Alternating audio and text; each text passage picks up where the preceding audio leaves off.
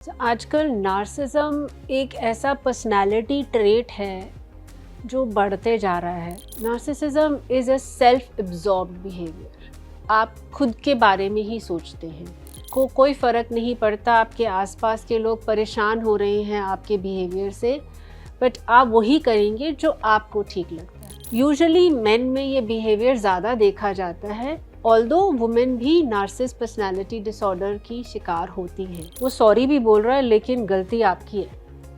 I am sorry पर तुमने ऐसा किया था, उसकी कभी गलती नहीं हुई। एक नार्सिस इंसान खुद से ऊपर किसी को नहीं समझता। एनलार्ज लाइफ वैसे जीता है कि ग्रैंडियोस बिहेवियर, हम सब कुछ उसको ज़्यादा चाहिए। वो अपने आप को ऐसा समझता है कि मैं किंग हूँ। जी रहे हो आप, मर रहे हो, आपको बुखार है, आपको कुछ है, उसको उससे कोई लेना देना नहीं। सेहतनामा में आज एक बहुत अलग विषय पर हम बात करने जा रहे हैं। कई, थोड़ी नहीं, बहुत सारी महिलाएं हैं जो जिस पार्टनर के साथ, हस्बैंड के साथ, पति के साथ रह रही हैं, उनका व्यवहार, उनका बिहेवियर उन्हें समझ नहीं आता। ये सही बिहेवियर है या गलत है। सुबह हस्बैंड का बिहेवियर ठीक होएगा और रात को वो कुछ और होंगे। तो कैसे पता चले कि आपका पार्टनर, आपका जो हस्बैंड है, पति है, वो नार्सिसिस्ट है? डॉक्टर रूबी आहूजा हमारे साथ है, क्लिनिकल साइकोलॉजिस्ट हैं। उनसे बात करते हैं। ये भी बात करेंगे कि ऐसे पार्टनर के साथ डील कैसे किया जाए। So welcome ma'am. Thank you Rajni. So ये आपने सजेस्ट किया है टॉपिक, क्योंकि शायद आपके पास बहुत सारे पेशेंट आ रहे हैं। आजकल नार्सिज्म एक ऐसा पर्सनालिटी ट्रेट है जो बढ़ते जा रहा है। तो मैं अपने व्यूअर्स को बताना चाहूँगी व्हाट आर पर्सनालिटी ट्रेट्स। हम सब में कोई ना कोई ऐसा स्ट्रॉन्ग ट्रेट होता है जो कि डोमिनेंट होता है। जैसे किसी में एंग्जाइटी होता है, एंग्शियस पर्सनालिटी होती है, कोई किसी की अवॉइडेंट पर्सनालिटी होती है, इंट्रोवर्जन होता है, एक्सट्रोवर्जन, ऐसे हर एक में होता है। सो नार्सिसिज्म एक ट्रेट है जो कि हम सोसाइटी में आजकल देख रहे हैं बहुत बढ़ रहा है। तो इसका पहले मैं डिफाइन करती हूँ what is narcissism. Narcissism is a self absorbed behaviour. आप खुद के बारे में ही सोचते हैं, आप में एम्पैथी नहीं होता, आप में किसी के लिए दया नहीं है, कंपैशन सहानुभूति नहीं है, नहीं है। सहानुभूति नहीं। आपको कोई फ़र्क नहीं पड़ता आपके आसपास के लोग परेशान हो रहे हैं आपके बिहेवियर से, बट आप वही करेंगे जो आपको ठीक लगता है। यूजुअली मेन में ये बिहेवियर ज़्यादा देखा जाता है, ऑल्दो वुमेन भी नार्सिस पर्सनालिटी डिसऑर्डर की शिकार होती हैं। सो ये भी देखा गया है जो औरतें नार्सिसिस्ट होती हैं उनके बच्चे यूजुअली डिप्रेशन में चले जाते हैं, क्योंकि एक नार्सिस इंसान खुद से ऊपर किसी को नहीं समझता। एक ग्रैंडियोसिटी, एक ओवर एनलार्ज लाइफ वैसे जीता है कि ग्रैंडियोस बिहेवियर, हम सब कुछ उसको ज़्यादा चाहिए। वो अपने आप को ऐसा समझता है कि मैं किंग हूँ, मेरे से ऊपर कोई है नहीं है। वो ऐसा पर्सनालिटी ट्रेट है जहाँ पे वो जो भी पार्टनर जो उसके साथ रहते हैं वो कंफ्यूजन में ही रहते हैं बड़े दिनों तक, बड़े सालों तक, कि क्या क्या समझ पाए इससे। जैसे फॉर एग्जांपल, अब कोई भी हस्बैंड पूरे दिन ही पहले तो हम शुरू करते हैं रिलेशनशिप। ये वाले लोग शुरू कैसे करते हैं, ये रिलेशनशिप शुरू करते हैं, ये आपके लिए बिक जाएंगे। ऐसा बिक जाएंगे कि आपको लगेगा इनसे अच्छा इंसान कोई हो ही नहीं सकता, आप बियॉन्ड इनके देख ही नहीं पाएंगे। पर जैसे ही इनका मकसद पूरा होता है, आप शादी कर लेती हैं, तो आप इनके लिए मैटर ही नहीं करेंगी। ये सिर्फ अपना मतलब निकाल के आपको एक यूज एंड थ्रो, आप एक डोरमैट बन के रह जाएंगी, है ना। उसमें क्या रहता है कि अगर ये आपके साथ बुरा व्यवहार करेंगे शाम को या सुबह भी, अगले ही पल ये ऐसे हो जाते हैं कि आपके पैरों में गिर के आपसे माफ़ी भी मांग लेंगे। सो अब एक वाइफ या एक औरत या एक स्पाउस कंफ्यूजन में ही रहता है कि क्या हो रहा है ना। एक इंसान माफ़ी मांग रहा है और हम में इतनी दया, इतनी विनम्रता होती है कि हमें लगता है कि ठीक है, कोई बात नहीं। सो एक, जैसे आपने देखा होगा कि स्लॉट मशीन है जो जुआ खेलने वाली है, आप उसमें कॉइन डालते जाते हैं होप से शायद कभी तो सही होगा, कभी तो मेरा नंबर आएगा और मुझे पैसे मिलेंगे, मेरा जैकपॉट लगेगा। जो लॉटरी खरीदते हैं, जो लॉटरी खरीदते हैं वो बार बार, तो आप इसी होप में इस इंसान के साथ रहते हैं कि क्योंकि ये मोस्ट ऑफ द टाइम आपको काफ़ी गिफ्ट से, काफ़ी चीज़ों से आपको पैम्पर करते रहते हैं, लेकिन जब इनका बुरा व्यवहार आता है वो सबसे वर्स्ट होता है ना? इनके लिए कोई रिश्ता मायने नहीं रखता है। तो इस तरह का व्यवहार, तो आप एक स्लॉट मशीन में आप होप में ही रहते हैं कि शायद आज ठीक हो जाए, कल ठीक हो जाए, परसों ठीक, पर वो कभी भी नहीं होता। आपका जैकपॉट कभी भी नहीं लगता है। पर ऐसा बिहेवियर उनका क्यों होता है? उसके पीछे भी कोई साइकोलॉजी है?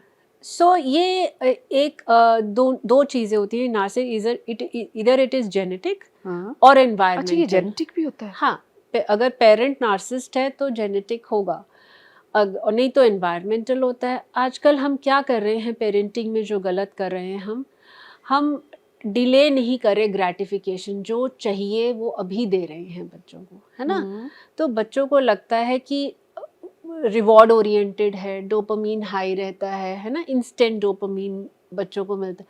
पहले हम देखो, हमारे नंबर आते थे, हमें तब रिवॉर्ड मिलता था, या हम डिज़र्व करते थे तो हमें रिवॉर्ड मिलता था।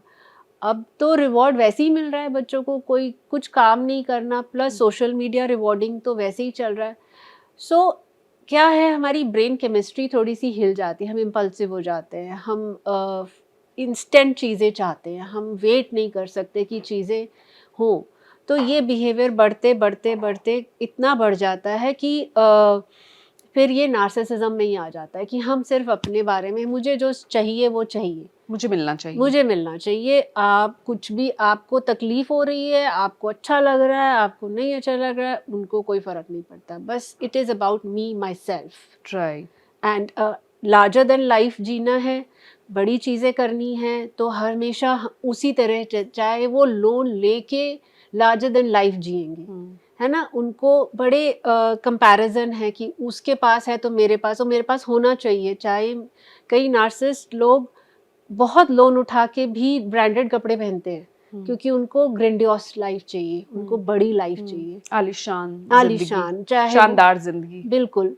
पर अंदर से ये इमोशनली इतने वीक होते हैं कि इनको मतलब इनको इनसिक्योरिटी रहती है लोगों से कि कोई मेरे को मतलब सस्पिशियस भी रहते हैं कि वो ये ना कर दे। So lot of insecurities, lot of anxieties they live with. उसको सेटिस्फाई करने के लिए ये अपने आसपास के लोगों को परेशान भी करते रहते हैं। सो ऐसे लोगों के साथ रहना बहुत मुश्किल है। डील कैसे किया जाए? सबसे पहला तरीका नार्सिसिज्म से डील करना, आइडेंटिफाई करना कि नार्सिसिस्ट है। जब आपको कोई गैसलाइट कर रहा है, सिर्फ आपकी गलती निकाल रहा है, वो सॉरी भी बोल रहा है लेकिन गलती आपकी है, आई एम सॉरी पर तुमने ऐसा किया था, उसकी कभी गलती नहीं हुई, चाहे वो वाईफाई हो। तो ये गैसलाइटिंग जो हम वर्ड यूज़ कर रहे हैं आजकल की जेन जी, सो अगर कोई बहुत आपको गैसलाइट कर रहा है तो वो रेड फ्लैग है। अगर कोई इंसान बिल्कुल एम्पैथी नहीं है, आप जी रहे हो, आप मर रहे हो, आपको बुखार है, आपको कुछ है, उसको उससे कोई लेना देना नहीं, उसकी नीड्स पूरी होनी चाहिए, so that's another red flag. तो कुछ रेड फ्लैग्स हम आइडेंटिफाई करके हम ये समझें कि ये नार्सिसिस्ट है। राइट। अब नार्सिसिस्ट इंसान को गलत सुनना तो पसंद नहीं है कि मैं गलत हूँ, तो अगर वो कह रहा है 2+2=4, ये हमें पता है, पर वो कह रहा है 2+2=8, तो हम कहें हाँ जी 8, कोई पॉइंट नहीं है, आप उसके साथ आर्ग्यू करें। आप आर्ग्यू नहीं करें पर अपना रास्ता ज़रूर निकालें कि मैं इस तरीके से नहीं जी सकती या जी सकता।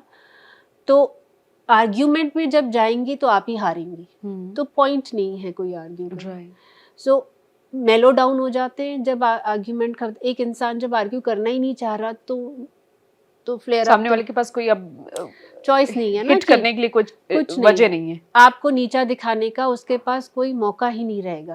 अगर ऐसे केस में देन आप हाँ में हाँ मिलाएं थोड़ी देर के लिए, जब वो इमोशन उसकी निकल जाए, पास आउट, वो कूल डाउन हो जाए, then you do your thing, आप अपना काम कीजिए, कोशिश कीजिए नार्सिसिस्ट से बहुत दूर रहें एक कदम। तो जब मेरे पास इंटर्न्स आते हैं तो मैं पहले कहती हूँ कि पर्सनालिटी टेस्ट ज़रूर करना, क्योंकि किसी इंसान की पर्सनालिटी के साथ रहना बहुत मुश्किल है। और ऐसे इंसान के साथ रहना बहुत मुश्किल है। और जब वाइफ्स आती हैं, यूजुअली हम हेलो इफ़ेक्ट, जैसे हमने पीछे भी कहा कि हमें अच्छाई दिखती है इंसान की, है ना? हमें समझ में बड़े साल नहीं आता कि ये narcissist behaviour is really bothering me, it is pulling the energy out of me. मेरे को बिल्कुल ही बिल्कुल न्यूट्रलाइज कर दिया इस इंसान ने, मेरी सेल्फ एस्टीम कम हो गई है ना? एक तरफ आपको शायद वो इतनी ज़ोर से पीट भी देंगे और अगले दिन आपके जब पैरों में गिर जाएंगे, तो वो उसको नहीं समझ आएगा, वो बिहेवियर काफ़ी साल नहीं समझ आएगा कि अभी तो माफ़ी मांग रहा है तो ठीक है माफ़ कर दो, शायद सुधर गया हो, इसको अपनी गलती का एहसास हो गया हो। True. सो ये एनालॉजी याद रखिए कि जैकपॉट वाली मशीन में कितने भी कॉइन्स डालेंगे, जैकपॉट ऐसे इंसान के साथ लगेगा नहीं। आज वो उसने मारा है, कल कोई और गलती करेगा, कोई और इनको हमेशा कुछ ना कुछ, जैसे मैंने कहा डोपामीन चाहिए, इनको हाई चाहिए, कुछ ना कुछ एक्साइटिंग होना चाहिए इनकी लाइफ में। तो इनफिडिलिटी बहुत होती है, बाहर रिलेशनशिप्स बहुत बनाते हैं, है ना? ऐसे जैसे ब्रांडेड कपड़े, ब्रांडेड गाड़ियाँ, इनको खरीदने का बहुत, इनको बस हाई चाहिए। एडिक्शन बहुत होती है ऐसे लोगों में। ऐसे लोगों में दिखावा बहुत होता है, उनको सोशल अप्रूवल की नीड बहुत होती है कि ऐसे लोग बहुत स्टोरीज़ डालेंगे, सेल्फीज़ बहुत खींचेंगे, अपने को ही निहारते रहेंगे, इनको लगता है कि हम क्या लग रहे हैं। सो ऐसे लोगों की ये जो नीड डोपामीन की हमेशा पूरी होनी चाहिए, नहीं होती है तो ये फ्रस्ट्रेट हो जाते हैं, इनको समझ नहीं आता, बहुत जल्दी सब अपने एनवायरनमेंट को ब्लेम करने लग जाते हैं।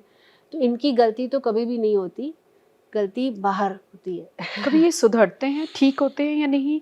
कोई मेडिसिन, कोई क्लिनिकल इनके लिए मेडिसिन भी होती है या कोई दे और इलाज? Pretend to be okay sometimes. जब बहुत यंग एज में जब कपल काउंसलिंग हम करते हैं और हम देखते हैं कि हस्बैंड नार्सिसिस्ट है, उस समय वो रिलेशनशिप को सही करने के लिए प्रिटेंड करते हैं। सुधरते कहाँ हैं? नार्सिसिज्म ट्रेट थोड़ा कम हो जाता है once you are in your 50s and 55, थोड़ा कम होता आधी है से पर ज़्यादा जाता है। ज़िंदगी निकल जाती है जब। हाँ, कभी पर उन्हें रियलाइज़ होता है, नार्सिसिस्ट को रियलाइज़ होता है कि वो नार्सिसिस्ट है? Not at all. उनको तो आप बोल ही नहीं सकते आप नार्सिसिस्ट हो, that's the worst thing you can tell them on their face. आप उनकी गलती निकाल नहीं सकते, वो गलती मानते नहीं है। जैसे हमें इंसाइट होता है, हम साइकियाट्री में कहते हैं इंसाइट होता है, हमें अंदर से आवाज़ होती है हमने गलती करी है, हाँ, और जेन्युइनली हम उस गलती को हाँ, स्वीकारते हैं, बिल्कुल सुधारना चाहते और हैं, हम अगली बार शायद नहीं नहीं करते, करेंगे। हमारे एक्शन में दिखता उनके है अंदर कि वो जो अंतर्मन की आवाज़ नहीं होती? नहीं, वो नहीं होती, बिल्कुल भी नहीं होती, और वो गलती पे गलती पे गलती करते रहते। तो ऐसे लोगों को छोड़ना ही बेहतर है बेटर है कि आप अगर आप मतलब सोचो अगर आप कि समझ जाते कि हाँ, वाक़ई ये प्रॉब्लम है। बिल्कुल, अगर आप सोचो कि आप इन लोगों को सुधारेंगी और मैं समझाऊंगी तो समझ जाएंगे, कभी ना कभी कभी सुधरेंगे, ना, बदलेंगे, ऐसा नहीं होता। ऐसा नहीं होगा। 50 के बाद। आप अपने रास्ते खुद ढूंढिए, आप हुँ, अपनी इंडिपेंडेंस बनाइए। सो हुँ, होप में मत रहिए कि कभी तो सुधरेंगे, हुँ। है ना? जब आपको लग रहा है आपका स्पाउस ओवर स्पेंडिंग कर रहा है, हर समय वो सोशल दिखावे मीडिया पे है, और दिखावा कर रहा शो है, ऑफ। सब ये सब हो रहा है और घर नहीं देख रहा है, या बिहेवियर आपके साथ ठीक नहीं है, नहीं, कभी प्यार है और कभी मार है। मार भी है और फिजिकल अब्यूज़ भी है, नहीं तो इमोशनल अब्यूज़ तो बहुत ज़्यादा है।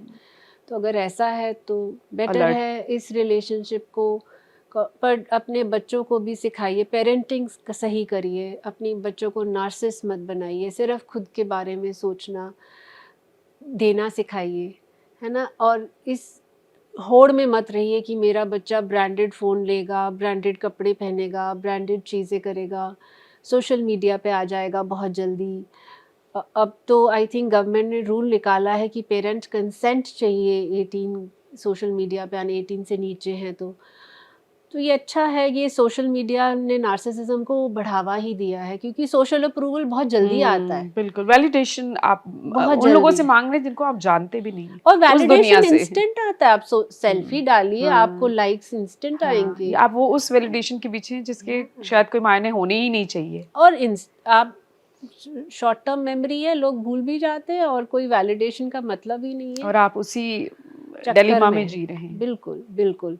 सो ये मैं ज़रूर बात करना चाहती थी, ये पर्सनालिटी ट्रेट्स बढ़ रहा है और आपके साथ अगले एपिसोड्स में हम पेरेंटिंग पे बात करेंगे, सही तरह की पेरेंटिंग क्या होनी चाहिए, कैसे होनी चाहिए। Sure. Thank you so much. Thank you Rajat.